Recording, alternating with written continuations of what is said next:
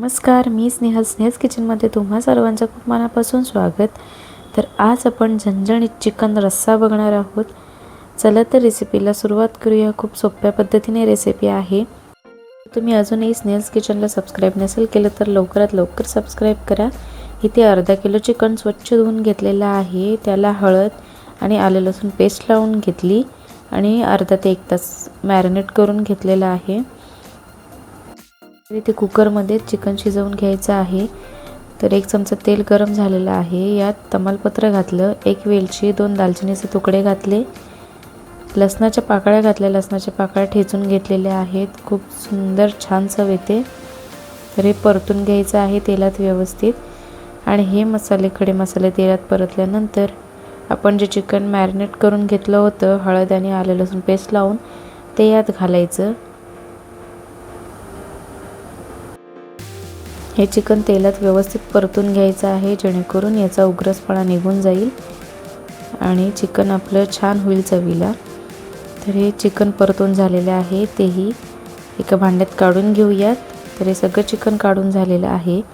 आता याच तेलामध्ये घरचा वाटलेला मसाला घालायचा आहे. यात सुकं खोबरं, आलं लसूण, कोथिंबीर, कांदा याचं वाटण तयार केलेलं आहे. तर हे वाटण व्यवस्थित परतल्यानंतर यात काळा मसाला घातला. काळा मसाला आणि हे आपलं घरचं वाटण तेलात छान परतून घ्यायचं तेल सुटेपर्यंत. तेलात परतून झाल्यानंतर यात लाल तिखट घालायचं. 2 चमचे लाल तिखट घातलेलं आहे. तिखटाचं प्रमाण तुम्ही तुमच्या आवडीनुसार थोडं कमी जास्तही करू शकता. पाव चमचा हळद घातली, पाव चमचा धणे पावडर घालायची. यात अर्धा चमचा चिकन मसाला घालायचा आहे. तेही यात मस्तपैकी असं परतून घ्यायचं जेणेकरून चिकन छान चवीला होईल. तर यात चिकन मसाला घातला. तुम्ही बघू शकता इथे तेलही सुटलेलं आहे वाटणाला. तर हे सगळं व्यवस्थित मिक्स करून घ्यायचं आणि यात आपण जे परतून घेतलेलं चिकन आहे ते घालायचं. हे चिकन या वाटणात मस्त असं परतून घ्यायचं जेणेकरून आपला मसाला आहे तो या चिकनला लागला जाईल. तर यात हवं तेवढं तुम्हाला ग्रेव्ही पातळ हवी आहे, घट्ट हवी आहे त्यानुसार तुम्ही यात पाणी घालू शकता. तर इथे पाणी घातलेलं आहे.